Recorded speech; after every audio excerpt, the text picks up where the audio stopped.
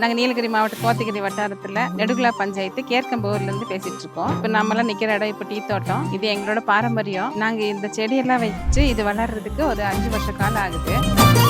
Tea நாற்று வச்சோம் வளர்ந்ததுன்றது இல்லாமல் ஒரு குழந்தைய எப்படி வளர்க்குறோமோ அதே மாதிரியே இதையும் வளர்க்கணும். வருஷத்துக்கு 2 வாட்டி இதுக்கு நாங்கள் எருவு கொடுக்கணும், தண்ணி பாய்ச்சணும்.